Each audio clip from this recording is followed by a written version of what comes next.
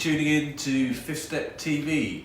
Today I'll be talking to Fifth Step CEO Darren Wray about end of year budgeting. It's coming up to that time of year as we hit the beginning of October, where managers everywhere are looking into their IT budgeting processes for the end of the year.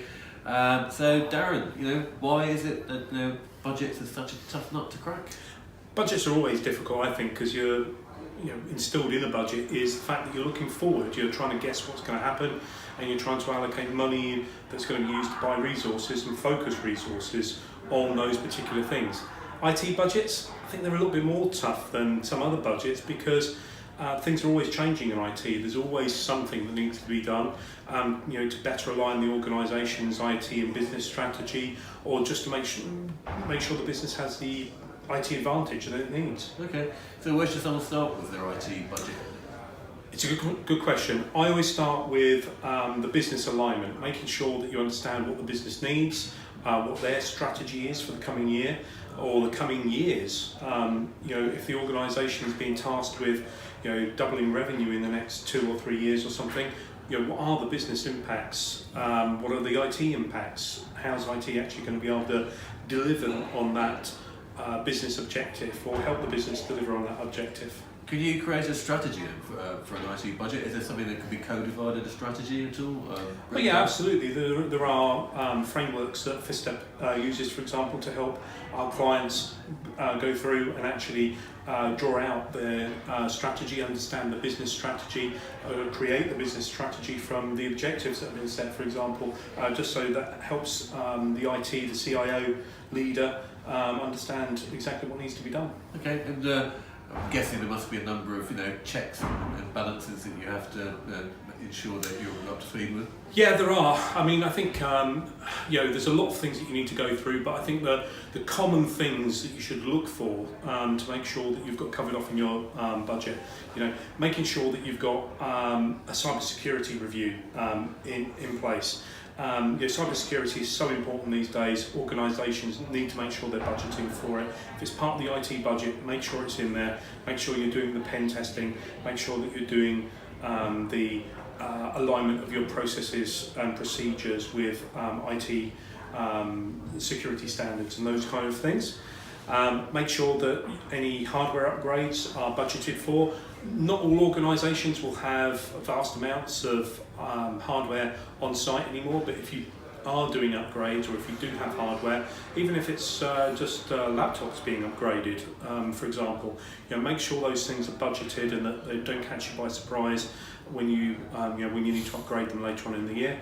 And then also make sure that you're looking at software licensing and any other regular expenditure like that, but particularly software licensing, because it's quite tricky and there can be money that can be saved there. And the final one I would add, I guess, is cloud services. If you're using software as a service, make sure you understand the costs around that and do the equivalent of a license check around your cloud services. Are you paying for more users than you currently have? Have you got enough users? Can you save yourself money if you actually upgrade to the next tier of cloud service today, rather than waiting for the next 2 users or 10 users or 100 users to tip you over that threshold? Okay, so interesting stuff. So are there different types of budgets that you can control? There are different types, or there are different ways of doing your budgeting process. So there's many different ways, but really they fall into the following couple of categories. It's a top-down budget and bottom-up budgeting, and there's a hybrid as well. But bottom-up is where you start from scratch and you look at what the organisation needs. Even if you've had a budget previously, or if the organisation has had an IT budget previously, you start from scratch and build it back up again. What that does, removes assumptions about the need for certain services and forces you to validate the need for those certain services, and indeed the prices that you're paying for them. It's very good if you have an untrusted budget, so a budget you've inherited, or you've come into a new role or something like that. So that's the best mechanism if you've got a new budget. Top down, you're perhaps just reaffirming that the budget is right and that the numbers are right.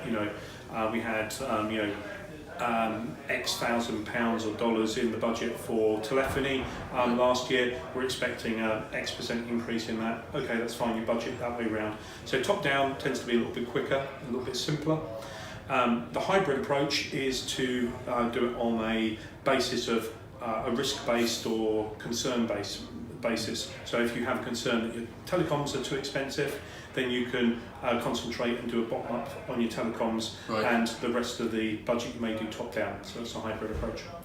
Good stuff. Okay, so how do you maintain control? Different advice for different sized organisations and different maturities. If you're in a larger organisation, have your finance department help you. Many finance departments will produce the kind of numbers that you need. Even in smaller organisations, that can be the case. Worst case scenario, you're tracking it yourself and keeping an eye on your budget with spreadsheets and things like that. Ideally, you're not doing that these days, but needs must if your finance department can't provide you everything you need. Make sure that you're the one who's spending on your budget, that you're in control of your budget, and that you're getting the best deal for the organisation for your budget too.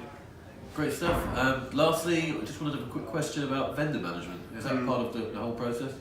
Yeah, it is really. I always find that budget time of the year is a really good time to question whether you're getting the best value out of your vendors.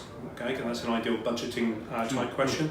But making sure that you've got the process in place, that you are meeting with your vendors, holding your vendors to account, making sure they're delivering on their contractual obligations and their service levels and all that kind of stuff. And budget time is a really good time to do that.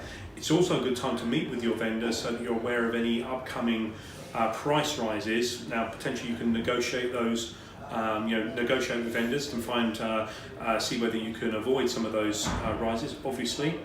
But if they're expecting a price rise in mid-2019, the last thing you want to do is to submit your budget and then find out that there's going to be a price rise halfway through the year and it's going to break your budget.